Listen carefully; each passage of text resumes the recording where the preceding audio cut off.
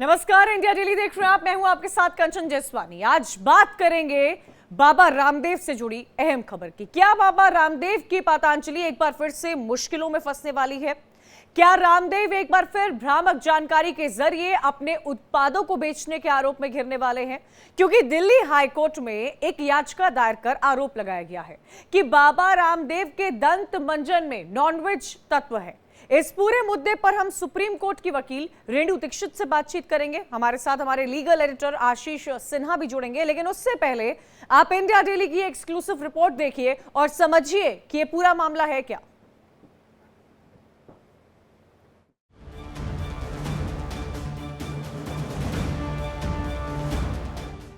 विज्ञापन से जुड़े विवादों और उसको लेकर कोर्ट की फटकार के बीच पतंजलि की एक और धोखाधड़ी सामने आई है।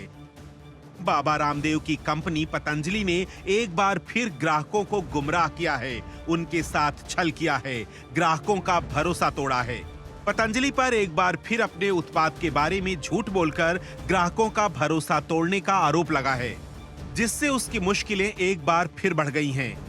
दिल्ली हाई कोर्ट में याचिका दायर कर आरोप लगाया गया है कि पतंजलि के टूथ पाउडर में नॉनवेज कंटेंट है, जिसे प्योर वेज के नाम पर बेचा जा रहा है। वकील यतिन शर्मा ने हाई कोर्ट में याचिका दायर कर कहा है कि भले ही दिव्य दंत मंजन की पैकेजिंग पर हरे रंग का बिंदु है जो इसको शुद्ध रूप से वेजिटेरियन बताता है, लेकिन ऐसा बिल्कुल नहीं है। याचिका में आरोप लगाया गया है कि पतंजलि के हर्बल टूथ पाउडर दिव्य दंत मंजन में मांसाहारी तत्व शामिल हैं और इसकी गलत ब्रांडिंग करके इसे शाकाहारी बताया जा रहा है। ये पूरी तरह से नॉनवेज है क्योंकि इसमें सामान्य कटल फिश है। वकील यतिन शर्मा की इस याचिका पर न्यायमूर्ति संजीव नरूला ने केंद्र सरकार और पतंजलि के प्रोडक्ट्स बनाने वाली कंपनी दिव्य फार्मेसी को भी नोटिस जारी किया है। मामले की अगली सुनवाई 28 नवंबर को होगी। वकील यतिन शर्मा की ओर से दायर याचिका में आरोप लगाया गया है कि पतंजलि के दिव्य दंत मंजन की पैकेजिंग पर एक हरा बिंदु है जो शाकाहारी प्रोडक्ट्स का प्रतीक है, लेकिन पैकेजिंग पर सामग्री की सूची से स्पष्ट रूप से पता चलता है कि टूथ पाउडर में सेपिया ऑफिसिनालिस है, जिसे सामान्य कटल फिश कहते हैं। याचिकाकर्ता ने तर्क दिया है कि इस गलत ब्रांडिंग से पतंजलि अपने प्रोडक्ट्स के बारे में झूठ बोल रही है, जिसमें बाबा रामदेव भी शामिल हैं, क्योंकि वो भी इसकी शाकाहारी ब्रांडिंग कर रहे हैं। इससे पहले भी भ्रामक विज्ञापनों के मामले में सुप्रीम कोर्ट की फटकार के बाद बाबा रामदेव ने माफी मांगी थी, अखबार में सार्वजनिक माफीनामा छपवाया था। फिर भी पतंजलि को जरा भी शर्म नहीं है। अभी भी वो अपने ग्राहकों को गुमराह कर रही है, उनसे झूठ बोल रही है, वेज प्रोडक्ट्स के नाम पर नॉनवेज परोस रही है, जो सरासर औषधि एवं प्रसाधन सामग्री अधिनियम का उल्लंघन है। Bureau report, India daily.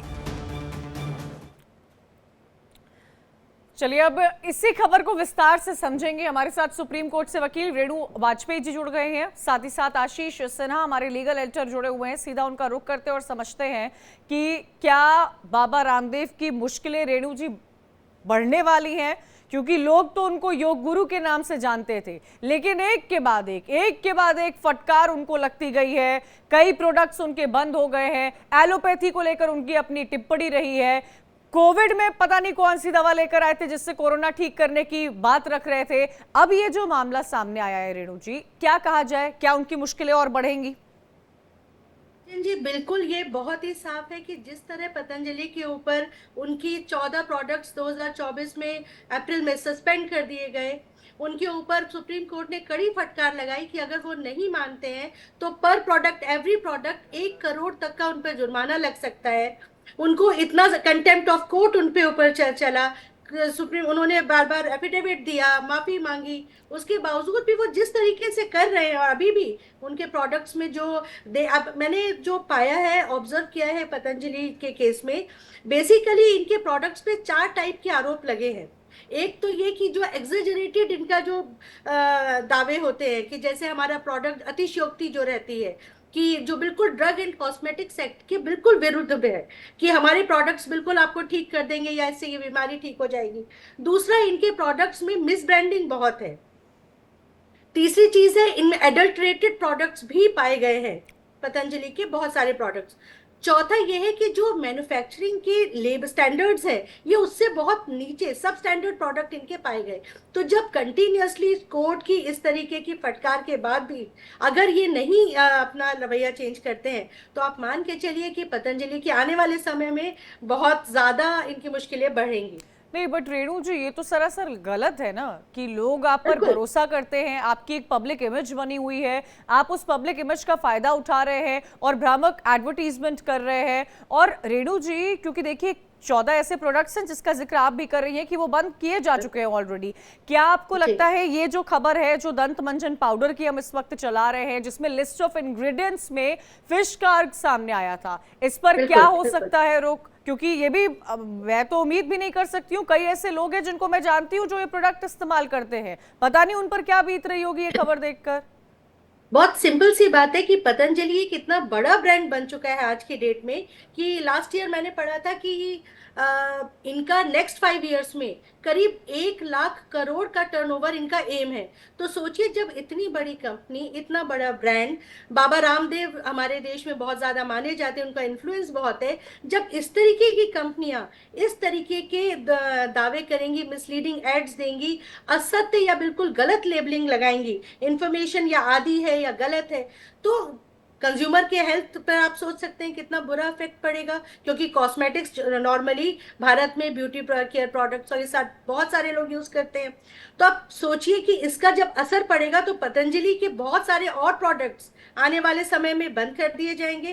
Company पर की लाइसेंसिंग हो सकता है, जो बहुत सारी जैसे उत्तराखंड स्टेट ने किया, बाकी स्टेट्स भी इनके प्रोडक्ट्स की लाइसेंसिंग जो है, प्रोडक्ट सस्पेंड कर देंगे, लाइसेंसिंग जब्त हो जाएगी, प्रोडक्ट सीज हो जाएंगे, प्लस इनको फाइन या इम्प्रिजनमेंट ये दोनों चीजें झेलनी पड़ेगी, डिफेमेशन अलग। तो पतंजलि को समझना पड़ेगा कि अब उन्हें मतलब इट्स हाई टाइम कि इस ब्रांड को समझना चाहिए। आशीष, आपने तो इस केस को बहुत क्लोजली ऑब्जर्व किया है और कई तरह के स्टेटमेंट्स भी आपने लगातार इस पर कवरेज किया है। ऐसे में ये बताइए कि क्या मुश्किलें रामदेव की बढ़ सकती हैं, उनकी दिव्य फार्मेसी की मुश्किलें बढ़ सकती हैं, और उनकी मुश्किलें बढ़ने के साथ साथ क्या जो ग्राहक, जो कंज्यूमर है, जो भारी तादाद में इनके प्रोडक्ट यूज करता है, क्या उसको एक सीख मिलेगी? क्या वो इसका इस्तेमाल करना बंद करेंगे?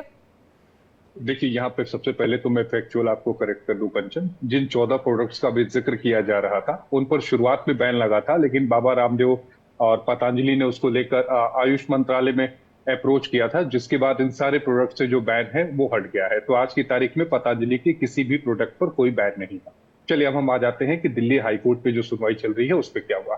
दरअसल दिल्ली हाईकोर्ट में एक याचिका दाखिल की गई है जिसमें यह दावा किया गया है कि पतंजलि का जो दंत मंजन है, जिसे हम हर्बल टूथ पाउडर कहते हैं, जिसे दिव्य दंत मंजन जो है, उसमें मांसाहारी तत्व है।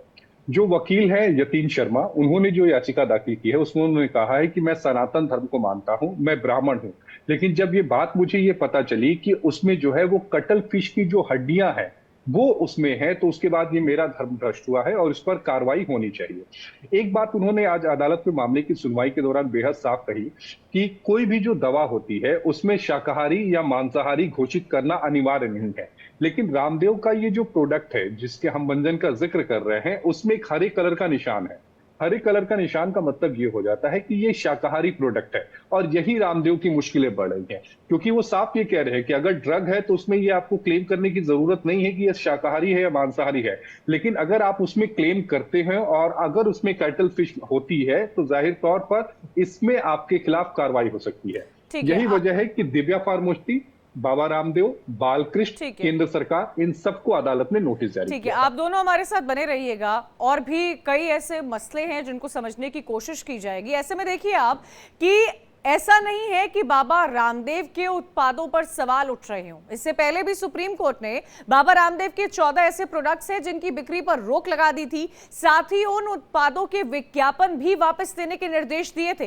इन प्रोडक्ट्स को लेकर भ्रामक प्रचार पर सुप्रीम कोर्ट ने बाबा रामदेव और पतंजलि आयुर्वेद के एमडी आचार्य बालकृष्ण को फटकार लगाई थी, जिसके बाद उन्हें पब्लिक अपॉलॉजी लेनी पड़ी थी। दरअसल आपको ये बता दें, आपको याद होगा कोविड काल के दौरान पतंजलि ने कोरोनिल को लॉन्च किया था, साथ ही ये दावा किया था कि इससे कोरोना की बीमारी बिल्कुल ठीक हो सकती है। बाबा रामदेव ने एलोपैथी इलाज पर कई बार सवाल उठाए हैं, जब यह मामला सुप्रीम कोर्ट के सामने पहुंचा तो बाबा रामदेव को बैकफुट पर आना पड़ा। 67 न्यूज़पेपर्स में माफीनामा छपवाया था उन्होंने, गलती नहीं दोहराने का संकल्प लिया था। लेकिन यह लगता है कि बाबा रामदेव एक बार फिर भ्रामक प्रचार को लेकर आने वाले वक्त में फंस सकते हैं। रेणु जी, एक बात बताइए, लोगों के मन में ना बाबा रामदेव को लेकर एक पब्लिक इमेज बनी हुई है कि वो योग गुरु हैं, वो बोलते हैं लौकी खाओ, सेहतमंद रहो, अपने स्वास्थ्य को कैसे बनाओ। अच्छी बातें हैं, आपको हमारे देश को, स्वास्थ्य को किस तरह आगे बढ़ाना है, इन तमाम मुद्दों पर बात करनी चाहिए। लेकिन एलोपैथी के बारे में गलत बातें करना, फेक एडवर्टीजमेंट करना, अपनी पब्लिक इमेज का इस्तेमाल करना कई ऐसे प्रोडक्ट्स के लिए जिसके बाद एक जिसमें आप सोचिए देश की सर्वोच्च अदालत इन्वॉल्व हुई हो, तो ये कहां तक सही है? कंचन जी, दो बातें बहुत महत्वपूर्ण है। जब आप पब्लिक फिगर होते हैं, जब आपका इन्फ्लुएंस लाखों करोड़ों लोगों पर होता है, तो आपकी एक अकाउंटेबिलिटी बनती है समाज के लिए, उन लोगों के लिए। तो यहाँ पर इस केस में बाबा रामदेव, जब इतने लोग उनको मानते हैं, इतना उनकी बातों को फॉलो करते हैं, ऐसे में वो बिल्कुल जैसा बाबा रामदेव का प्रोडक्ट है, पतंजलि का प्रोडक्ट है, आंख बंद करके लोग खरीदते हैं। उसके खरीदने के बाद उसके जो हार्मफुल इफेक्ट्स होते हैं, उसकी जिम्मेदारी किसकी है? उसकी जिम्मेदारी डायरेक्टली एक पर्टिकुलर बाबा रामदेव या इनकी कंपनी के ऊपर जाती है। तो एक तो सबसे बड़ी बात इनकी ये है कि आप एक इन्फ्लुएंसर, एक पब्लिक फिगर होने के बावजूद एक अकाउंटेबिलिटी है देश के लिए, समाज के लिए, लोगों के लिए, उनके स्वास्थ्य के लिए, जिससे आप खिलवाड़ कर रहे हैं। तो जो कानूनी रूप से जो प्रोसीडिंग्स होंगी, जो सजा मिलेगी, जो आपका डिफेमेशन हो रहा है, वो तो है ही, पर एक जो मॉरल ऑब्लिगेशन होता है, जो अकाउंटेबिलिटी है, उससे भी ये बहुत हद तक बहुत अलग हो चुके हैं। तो इसका जो इफेक्ट है वो अच्छा बहुत रेणु जी, एक और बात यहाँ समझाइएगा। एक ना थिन लाइन ड्रॉ करनी होती है किसी भी चीज की अगर बात की जाए। मैं कई ऐसे प्राइवेट हॉस्पिटल्स और अच्छे खासे हॉस्पिटल्स में डॉक्टर्स से मिली हूँ जिनको अगर आयुर्वेदिक ट्रीटमेंट की अगर आप उनसे बात करती हैं तो वो उन पर कोई कमेंट नहीं करते हैं। वो कहते हैं कि वो आपका अपना प्रेरोगेटिव है, आपका अपना इलाज चल रहा है, हम उस पर कुछ नहीं बोल सकते हैं। तो जब प्राइवेट अस्पतालों के डॉक्टर्स ये बात जानते हैं तो क्यों नहीं पतंजलि, क्यों नहीं बाबा रामदेव समझते हैं, क्यों एलोपैथी को लेकर कई तरह के उन्होंने एडवर्टीजमेंट्स दिए थे और ऐसे कई मंच हैं जब उन्होंने कोलगेट को लेकर, पेस्ट को लेकर, सर्फ को लेकर दूसरे ब्रांड्स की सार्वजनिक तौर पर आपत्ति की है। तो वो थिन लाइन कब ड्रॉ की जाएगी? बाबा रामदेव के दो या पतंजलि के एक जो बेसिक उनका रीजन समझ में आता है, उनका बिजनेस पर्सपेक्टिव, कि उनका बिजनेस ग्रो हो रहा है। तो अपने बिजनेस को ग्रो करने के लिए वो सारे मापदंड जो स्टैंडर्ड्स हैं उनको ताक पे रख दिया उन्होंने। तो कहीं ना कहीं, और जहां तक क्योंकि उनकी कंपनी आयुर्वेदिक बेस्ड है, देखिए एलोपैथी के प्रोडक्ट्स कहीं ना कहीं हम मानते हैं उनसे इंस्टेंट रिलीफ मिलता है, पहली बात। दूसरी बात, एलोपैथी के प्रोडक्ट्स कहीं ना कहीं साइंटिफिक एविडेंस बेस्ड होते हैं। आयुर्वेदिक इतने समय से चला जा रहा है, आ रहा है हमारे देश में, उसके साइड इफेक्ट्स कम होते हैं डेफिनेटली, लेकिन आप ये देखिए उसके effect time, it takes time, तो थोड़ा समय लगता है। तो लोगों को जब इंस्टेंट रिलीफ अपनी जान की जरूरत होती है, जान बचाने के लिए, तो एलोपैथी का उपयोग किया जाता है। हमारे देश में ये अलग अलग जो चिकित्सक पद्धतियां हैं, इन सभी को फॉलो किया जाता है और सुप्रीम कोर्ट का क्लियर निर्देश है, आप किसी भी एक पद्धति के अगेंस्ट में नहीं बोल सकते, नहीं बोलेंगे। सबके अलग अलग बेनिफिट्स हैं, पॉजिटिव नेगेटिव्स हैं।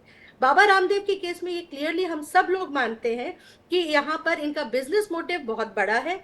इस वजह से कहीं ना कहीं जो मिस ब्रांडिंग हो रही है, सब स्टैंडर्ड प्रोडक्ट्स हैं, जो मिसलीडिंग एडवर्टीजमेंट्स हैं, तो आप देखिएगा अभी तो स्टार्ट हुआ है, धीरे धीरे लोग इसका बहिष्कार करना आरंभ कर देंगे। मुझे लग रहा है रेणु जी उस चीज की शुरुआत हो चुकी है, उस चीज की शुरुआत बिल्कुल हो चुकी है। मैं आशीष का भी रुख करना चाहूंगी। आशीष, पब्लिक अपॉलॉजी एक बार नहीं 2 बार उन्होंने मांगी थी। एक बार मेरे न्यूज़पेपर में वो आर्टिकल्स देखे जहां उन्होंने इतनी छोटे से लाइन में पब्लिक अपॉलॉजी पतंजलि की तरफ से आई थी। जब सुप्रीम कोर्ट ने इस पर भी टिप्पणी दी थी कि आप इतनी छोटी अपॉलॉजी नहीं मांग सकते हैं, तो उन्होंने न्यूज़पेपर के फ्रंट और बैक पेज पर 1/4 हिस्से में बाकायदा पब्लिक अपॉलॉजी, और 1-2 नहीं 67 ऐसे न्यूज़पेपर्स थे जिसमें पतंजलि की तरफ से पब्लिक अपॉलॉजी मांगी गई थी। आगे आपको क्या लगता है, बाबा रामदेव की मुश्किलें बढ़ सकती हैं, दिव्य फार्मेसी की मुश्किलें बढ़ सकती हैं? एक बार वो पहले ही हाथ जोड़कर देश की सर्वोच्च अदालत के सामने माफी मांग चुके हैं। नहीं, देखिए, एक बार नहीं, कई बार बाबा रामदेव सर्वोच्च अदालत में माफी मांगते दिखे हैं। चूंकि आपने पेपर का जिक्र किया, तो सुप्रीम कोर्ट ने ये कहा था कि जिस साइज का आप ऐड देते हैं, उसी साइज का आपको माफीनामा मांगना पड़ेगा। जो पहले रामदेव की तरफ से जो ऐड दिया गया था, जिसमें उन्होंने माफीनामा प्रकाशित किया था, वो बहुत ही टाइनी था, बहुत ही छोटा था। तो कोर्ट उससे नाराज हुआ था, कहा कि नहीं, आपको बड़ा छुपवाना पड़ेगा। फिर उन्होंने बड़ा छुपवाया। बहरहाल, कोर्ट ने इस मामले को रफा दफा कर दिया। बाबा रामदेव ने माफी मांग लिया, बालकृष्ण ने माफी मांग ली, पतंजलि ने माफी मांग ली, वो माफीनामा का बात खत्म हो गया। लेकिन भ्रामक विज्ञापन का जो पूरा अभी मामला है, वो सुप्रीम कोर्ट में चल रहा है। दूसरी सबसे अहम बात कि इस मामले में रामदेव की मुश्किलें कैसे बढ़ेंगी, क्योंकि इस मामले में जो पिटिशनर हैं, वो ये कह रहे हैं कि उनकी धार्मिक भावनाएं आहत हुई हैं। न सिर्फ वो, बल्कि उनका पूरा परिवार एक लंबे समय से इस मंजन का इस्तेमाल करता आया है। और जब उन्हें इस बात की जानकारी मिली कि उसमें एक मछली की हड्डियां हैं, तो वो बहुत ज्यादा आहत हुए हैं और उन्होंने इसमें कार्रवाई करने की मांग की है। केंद्र सरकार को इसमें पक्ष बनाने का मकसद ही सीधा है कि केंद्र सरकार इस पूरे मामले में केंद्र सरकार की तरफ से क्या कुछ कदम उठाए जाएंगे। दूसरा, एफएसएससीआई को भी इसमें पार्टी बनाया गया है, उनको भी अदालत में जवाब देना पड़ेगा और ये बताना पड़ेगा कि इस प्रोडक्ट में, जिसमें ये दावा किया जा रहा है कि इसमें मछली की हड्डियां हैं, इसमें आखिर ग्रीन कलर का निशान कैसे आया, और अगर आया तो आपने इसको अप्रूव अच्छा कैसे किया। आशीष, तो मुझे इसमें जो एक दायरा है, वो जानकारी आगे ये बढ़ेगा। दे दीजिएगा कि क्या इस पूरे मामले में लेकर केंद्र सरकार को भी नोटिस भेजा गया है? नहीं, मैंने पहले भी कहा कंचन कि देखिए, इस मामले में बालकृष्ण, रामदेव, दिव्या फार्मेसी और केंद्र सरकार और ठीक। एफसीआई, इन सबको नोटिस जारी किया है और इनसे जवाब मांगा गया है कि आप अपनी बातों को अदालत के सामने रखें, जो आरोप लगाए गए हैं, क्योंकि आरोप बेहद गंभीर है। धार्मिक भावनाओं से यहाँ पर खिलवाड़ की बात है। बिल्कुल, और अगर इसी वो को ग्रीन लेकर कलर का निशान ना होता, तो मुझे नहीं लगता इतना बवाल होता। लगातार चर्चा हो रही है। हम पूरे एनालिसिस के साथ इस शो में आपके सामने हाजिर है, ताकि आप भी इस बात को समझें कि कितनी खतरनाक होती है फेक एडवर्टीजमेंट। पतंजलि की मुसीबत बढ़ सकती है, और ऐसा क्यों हो रहा है, अब ये ग्राफिक्स के जरिए आप समझिए। दरअसल दिल्ली हाई कोर्ट में याचिका दायर की गई है। टूथ पाउडर को लेकर यह याचिका दायर की गई है। जो पतंजलि का टूथ पाउडर होता है, उसमें नॉनवेज के तत्व हैं। याचिकाकर्ता ने अपनी याचिका में यह कहा है, पैकेजिंग में हरे रंग का बिंदु गलत है। क्या होता है, हरे रंग का बिंदु तब लगता है जब कोई प्रोडक्ट वेज फॉर्म में होता है। अगर कोई प्रोडक्ट नॉनवेज में होता है, अमूमन आपने खाने की चीजों पर भी देखा होगा, किसी भी चीज का डिफरेंस ग्रीन और रेड साइन से ही पता चलता है। Green is for vegetarian, red is for non vegetarian. इसी को लेकर याचिकाकर्ता ने कहा कि जो पैकेजिंग की गई है उस टूथ पाउडर की, उसमें हरे रंग की बिंदु का इस्तेमाल किया गया है। सामान्य कटल फिश होने का इसमें आरोप लगा है, और पतंजलि आयुर्वेद और बालकृष्ण को नोटिस भी जारी किया गया है। हर्बल टूथ पाउडर दिव्य दंत मंजन में मांसाहारी तत्व है, क्योंकि जो उसमें लिस्ट ऑफ इंग्रेडिएंट्स दिए हुए हैं, उसमें इस फिश का जिक्र किया गया है, और उसको शाकाहारी के रूप में गलत ब्रांडिंग के तौर पर पेश किया जा रहा है, और आम जनता उसको खरीद रही है, भारी तादाद में खरीद रही है। केंद्र और दिव्य फार्मेसी वो मैन्युफैक्चरिंग यूनिट है पतंजलि के सभी प्रोडक्ट्स की, उनको नोटिस भेजा गया है। इस पूरे मामले की जो सुनवाई है वो 28 नवंबर को होगी, और ये गलत ब्रांडिंग का, ये जो याचिका डाली गई है, ये फॉल्स ब्रांडिंग को लेकर डाली गई है। एडवर्टीजमेंट को लेकर पहले भी घिर चुके हैं बाबा रामदेव। औषधि एवं प्रसाधन सामग्री अधिनियम का उल्लंघन माना जाता है इसको, और इन्हीं तमाम चीजों के बाद सीधा रुख करेंगे रेणु जी का। रेणु जी, ये वो तमाम बातें हैं, ये वो तमाम इंफॉर्मेशन है जो लगातार हम अपने व्यूअर्स को देते आ रहे हैं। एक और बात समझने की जरूरत है, चाहे ट्रीटमेंट की अगर बात की जाए, ट्रीटमेंट कोई भी व्यक्ति, चाहे वो आयुर्वेदिक ले रहा हो, चाहे वो एलोपैथिक ले रहा हो, वो उसकी हेल्थ कंडीशंस पे डिपेंड करता है। जिसकी जैसी हेल्थ कंडीशन होती है, जिसको क्या औषधि पर किसी को विश्वास है, क्या एलोपैथी पर किसी को विश्वास है, क्या होम्योपैथी पर किसी को विश्वास है, उसकी बॉडी को क्या चीज सूट कर रही है, इसी तरह से ट्रीटमेंट होती है। लेकिन एलोपैथी को लेकर इस तरह के कोई भी फेक एडवर्टीजमेंट का कोई ऐसा मामला नहीं है जो मैं रिकॉल कर पा रही हूं, जैसा आयुर्वेदा को लेकर सामने आ रहा है। क्या आपको लगता है ऐसे मामलों से लोगों का विश्वास आयुर्वेदा से भी डगमगाएगा? बिल्कुल कंचन, जैसा अभी हम लोग डिस्कस कर रहे हैं, हम सभी, सबसे बड़ी बात है कि एलोपैथी पे विश्वास करने वाले लोगों की संख्या बहुत ज्यादा है, और उसका एक कारण भी है कि हाँ, ये एविडेंस बेस्ड, साइंटिफिक एविडेंस पे बेस्ड मानी जाती है। इसका तुरंत रिलीफ मिलता है। तो और इंडियन मेडिकल एसोसिएशन जो प्रॉपरली उन्होंने कभी भी इस तरह का कोई एडवर्टीजमेंट नहीं दिया। दूसरी तरफ बाबा रामदेव, उनकी कंपनी जो आयुर्वेदा प्रोडक्ट्स के लिए जानी जाती है, इस पर कंटिन्यूअसली पिछले कुछ सालों से हम देख रहे हैं कि चाहे वो मिस ब्रांडिंग हो, मिसलीडिंग एडवर्टीजमेंट्स हो, गलत तरीके से आप लोगों को भ्रामक प्रचार कर रहे हैं, सब स्टैंडर्ड प्रोडक्ट्स दे रहे हैं। तो ये कंटिन्यूअसली किस लिए? कारण एक ही होता है, प्रॉफिट मोटिव, बिजनेस मोटिव। तो जब ये बिजनेस मोटिव सामने आया, लोगों का ध्यान गया, तो अब अल्टीमेटली सुप्रीम कोर्ट ने भी इंटरवेंशन लिया, अब हाई कोर्ट में भी ये केस दायर हुआ। और जो केस अभी रिसेंटली जिस पर हम बात कर रहे हैं, advocate Yatin Sharma, I think उन्होंने, Yatin Sharma, if I am right Ashish ji, yes advocate, हाँ, तो उन्होंने जो ये केस दायर किया है, बहुत क्लियरली, जैसा आशीष जी ने भी बोला, अगर उसमें वो ग्रीन लेबल नहीं होता, क्योंकि बहुत से लोग टूथपेस्ट यही सोचकर खरीदते हैं। इनफैक्ट मैं अपनी बात भी बताऊं, मुझे एक बार कहा गया था कि अगर आपको कोई प्रॉब्लम है तो जिसपे ज्यादा केमिकल से रिलेटेड ब्लैक मार्क लगा था एक पर्टिकुलर टूथ ब्रांड पे, तो उन्होंने बोला आप सिर्फ ब्लैक वाला यूज करो 15 दिन, 20 दिन, 1 महीने।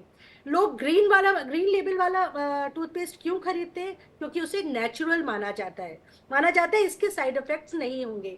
तो एक तरीके से आप देखिए कि लोग आंखें बंद करके बाबा रामदेव पर भरोसा करते हैं, उनके जो प्रोडक्ट्स हैं उन पर भरोसा करते हैं। ग्रीन लेबल का प्रोडक्ट है, उन्होंने तुरंत खरीदा। अब यहाँ पर जिन एडवोकेट ने किया, वो जिस धर्म को मानते हैं, उनकी क्लियरली वो वेज प्रोडक्ट्स, वेजिटेरियन है, नॉन वेज को नहीं मानते। तो उन कहीं ना कहीं आप देखिए कि पूरी तरीके से बाबा रामदेव फंसते जा रहे हैं, गलत कार्य कर रहे हैं। बहुत शुक्रिया रेणु जी आपका, आशीष हमारे साथ जुड़ने के लिए और लोगों को एक इम्पोर्टेंट एनालिसिस देने के लिए, क्योंकि हेल्थ बहुत इंपॉर्टेंट सब्जेक्ट है, इस चीज को किसी को भी इग्नोर नहीं करना चाहिए। शुक्रिया रेणु, आशीष हमारे साथ जुड़ने के लिए। और इसी को आगे बढ़ाते हुए आपको ये बता दें कि कल देश का सबसे बड़ा हेल्थ शो होने जा रहा है, जो इंडिया डेली पर होगा। इंडिया डेली पर सबसे बड़ा हेल्थ कॉन्क्लेव होगा। सुबह 10 बजे से आप लगातार देखिए, इंडिया डेली के इस मंच पर हेल्थ सेक्टर के तमाम दिग्गज शिरकत करेंगे। इस कॉन्क्लेव के लिए इन हस्तियों ने इंडिया डेली को शुभकामनाएं भी दी हैं।